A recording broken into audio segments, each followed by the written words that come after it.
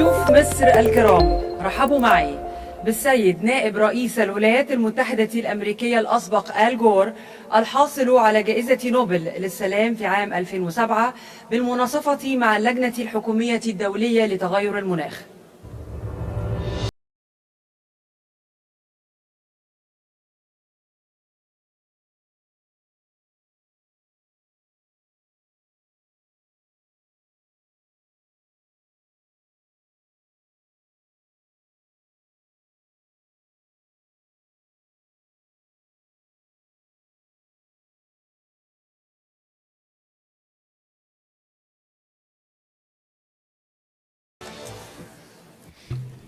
Your Royal Highnesses, Your Majesties, heads of state, Excellencies, ladies and gentlemen, distinguished guests, it is a great honor to be able to play a part in this opening ceremony of the 27th Conference of the Parties. Mr. President, thank you. Mr. Secretary General, thank you for your leadership of the entire world.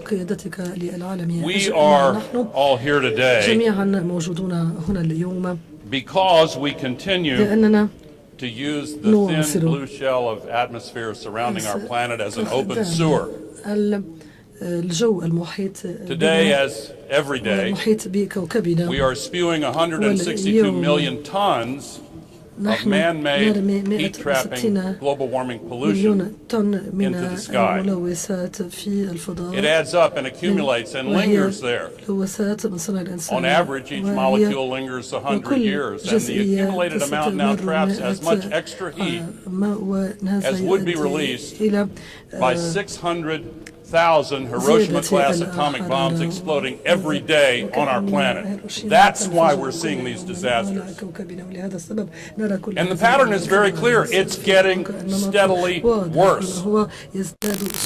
We have a credibility problem, all of us. We're talking, and we're starting to act, but we're not doing enough.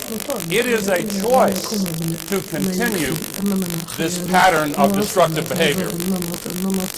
We have other choices.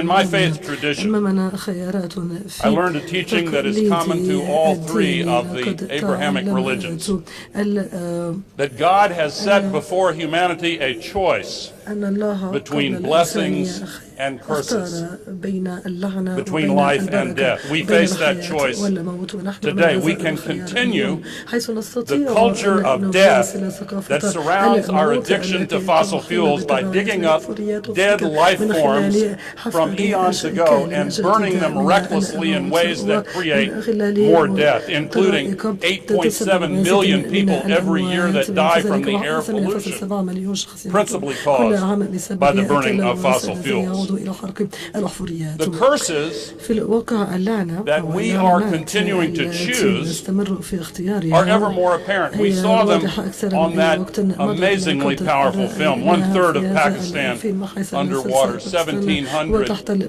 people killed.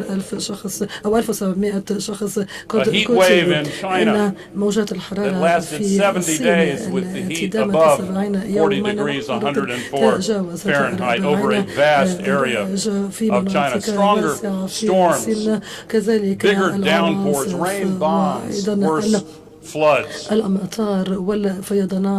Another million displaced in Nigeria 2 weeks ago. Another million in Chad a few days after that. The Nile Delta being salinated just as Hannibal's fields were salted. We are causing the salting of the greatest agricultural area in Egypt, as well as in the Mekong Delta and elsewhere. Droughts are drying up the mighty Mississippi River in my country, the Tigris and the Euphrates in the cradle of civilization, the Po River in Italy, Loire in France, the Rhine in Germany. All over the world, the greatest reservoirs in North America, Lake Mead and Lake Powell, are reaching what is called dead pool status.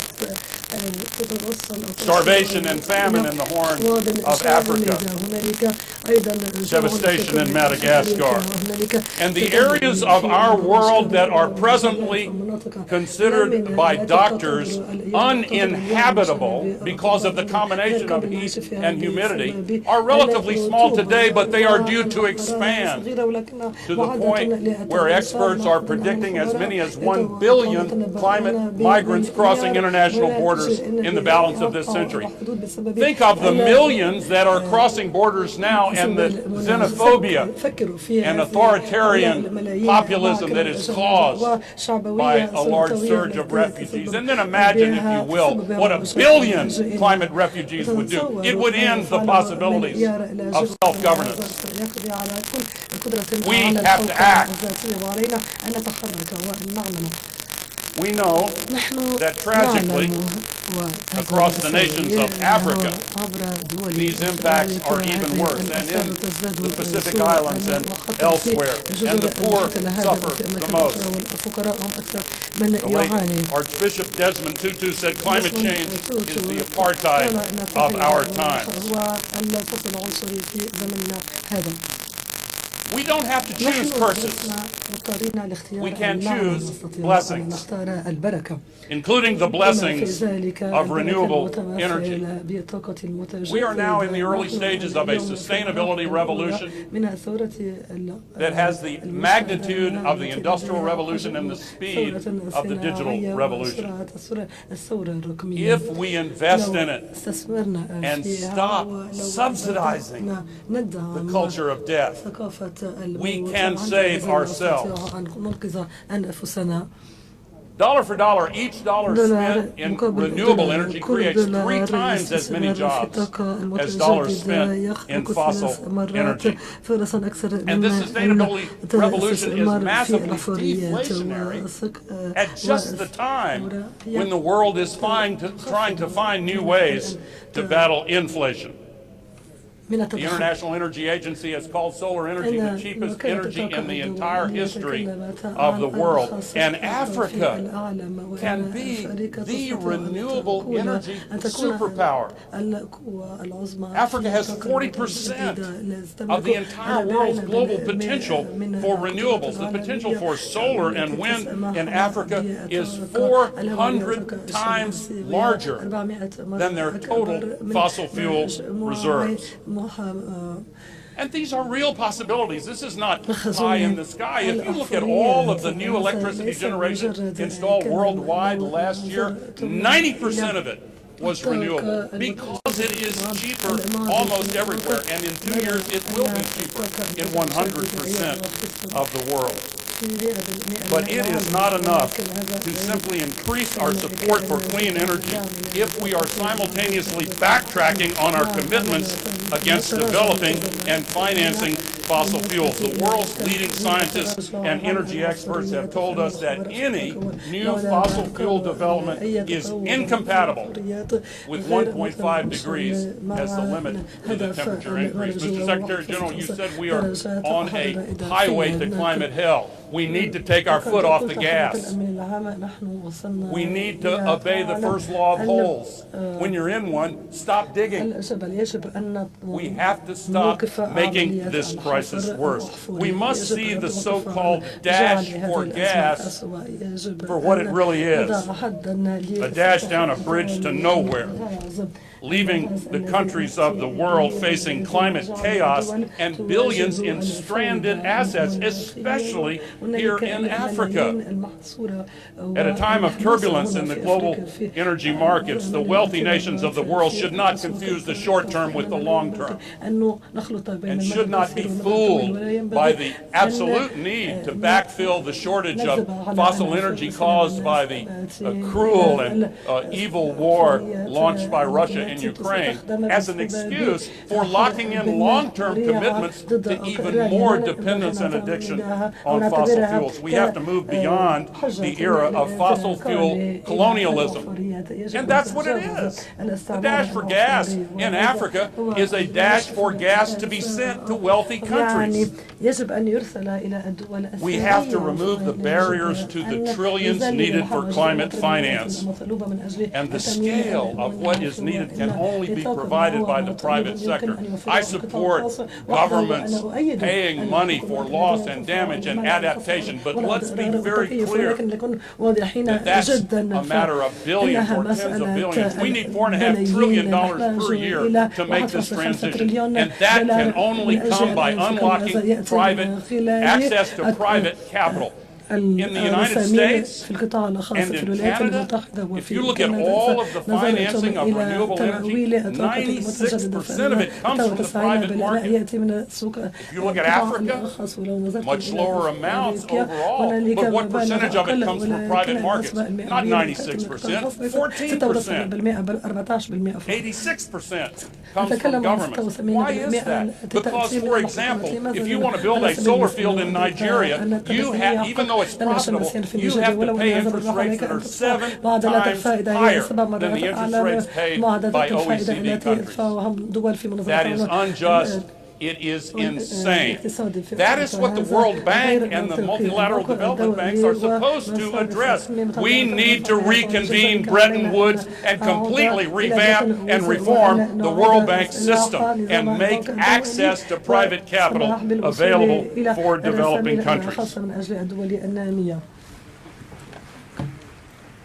This is a moment for a global epiphany. It is not time for moral cowardice and reckless indifference to the future of humanity. If you want an example of reckless indifference, just recall the banker who said earlier this year in discussing the impacts of the climate crisis, who cares? When he was fired, it reminded me of the famous writer who said that in the highest reaches of business and politics, a gaffe is often when someone accidentally tells the truth. The truth is that all of us have limitations and weaknesses and vulnerabilities, but as human beings, we also have the God-given ability to rise above those limitations. The greatest leader of my country, Abraham Lincoln, once said, "The occasion is piled high with difficulty, and we must rise with the occasion. As our case is new, we must think anew and act anew. We must disenthrall ourselves, and then we shall save our country." And that is the way we can save our world. More is needed, but we have the basis for hope. Just days ago, the people of Brazil chose to stop the destruction of the Amazon. Earlier this year, the people of Australia chose to start leading the renewable energy revolution. Earlier this year, the people of my country chose leaders who enacted at long last the biggest and most ambitious climate legislation in the history of the world. The world has passed and enacted the Kigali Amendment. We have the basis for hope. If we actually do reach true net zero, the scientists tell us temperatures will stop going up with a lag time of as little as 3 to 5 years. And if we stay at true net zero, half of all of the man-made CO2 will fall out of the atmosphere in as little as 25 to 30 years. But we have to choose blessings instead of curses. We have to choose life over death. If we are truly to make this COP the one that drives implementation of the pledges made in Glasgow, we must equip ourselves with every tool and resource to facilitate our path to true net zero and work together to drive impact and increase accountability. I want to applaud the Secretary General for making transparency around these net zero goals a priority. And I'm proud that 2 days from now, Climate Trace, a nonprofit coalition of artificial intelligence experts and data scientists and researchers and NGOs, will announce the first inventory inventory of site-specific facility sources of greenhouse gas pollution, the most detailed inventory ever assembled that can be used to identify exactly where all this pollution is coming from. There is a path that we can make from here to a future with hope. As a final point, كنقطة أخيرة I started by saying that we بالقول have a credibility إن problem. أمامنا مشكلة مصداقية But we also have the ability to address أمامنا it. القدرة على التصدي And if anyone doubts ولو كان that أحدكم we can يشك summon the في political will تطفئه to do what is necessary and to save our future, always remember that political will is itself a renewable resource. بحد ذاتها مورد متجدد. شكرا جزيلا.